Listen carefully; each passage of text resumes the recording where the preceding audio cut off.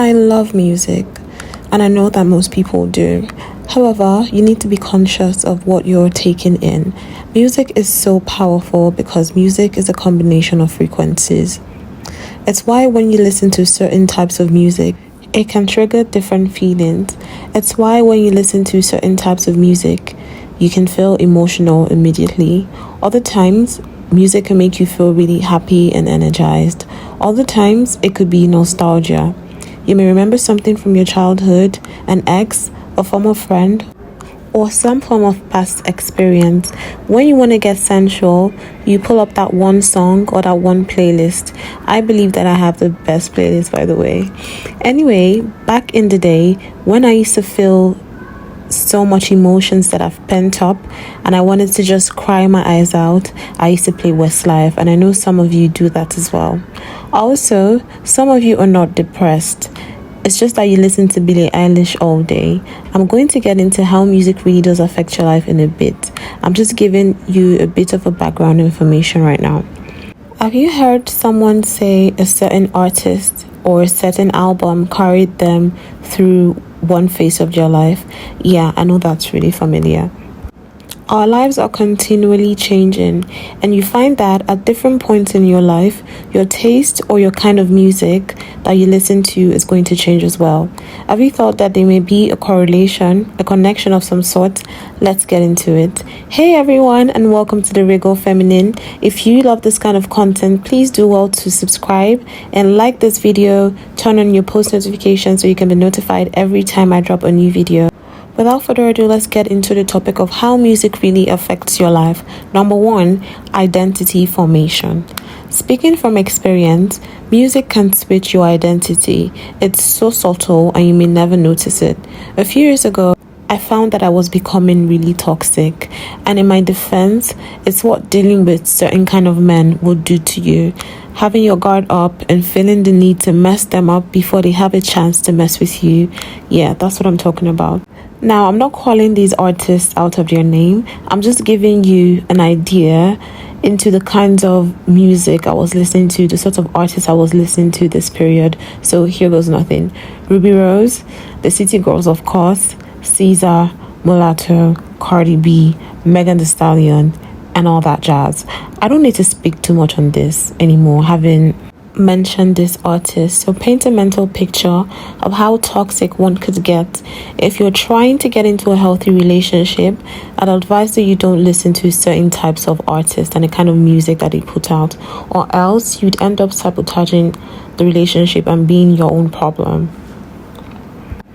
I also found that I ended up being in situations I had no business being in, and I was just doing it for the plot. So it takes a lot of self-reflection to get to this stage where I hope you are able to sit with yourself and have this conversation with yourself in order to get better. Secondly, negative affirmations. Some of the songs are so negative that if you wrote them down and read the lyrics to yourself, you'd be blown away. But because it has like a nice beat, it's really catchy and all of that, you don't really catch on to it. If you're singing the song out loud and then you intentionally miss a part of the song, I think that's a clear indication that you shouldn't be listening to that song anyway. Remember that there's power in the tongue and words are spells, so do with that information what you will.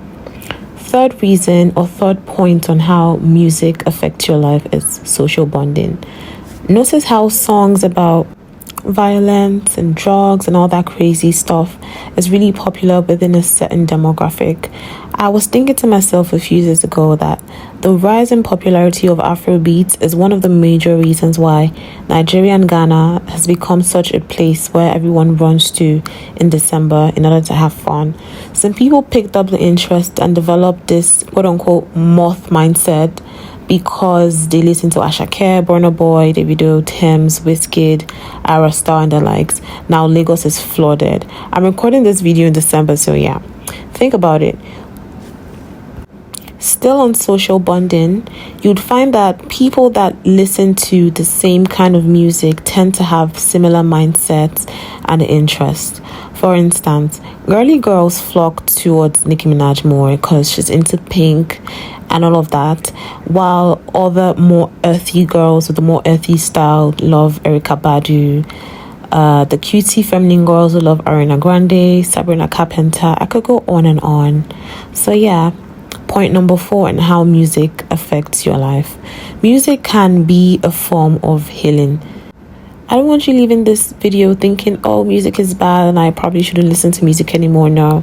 I'm only saying this because unfortunately many people have a way of misinterpreting information. So like I said in the beginning of this video, I love music a lot, but just be aware of the effect that it could have on you. If you're a Christian, you may be familiar with the story of David in the Bible and Saul. So David used music. He was playing harp, the instrument harp, to heal Saul of psychosis, depression, something along those lines. King Saul was tormented by demons, which led him to deal with intense depression. And then David, a shepherd, was invited over to the king's palace to play the instrument for him, which resulted into his healing.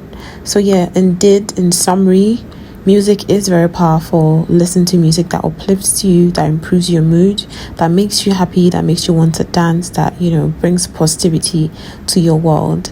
If you made it this far in the video, thank you so much for sticking around. Make sure you like this video and subscribe for more, and I'll see you in the next one. Bye ladies.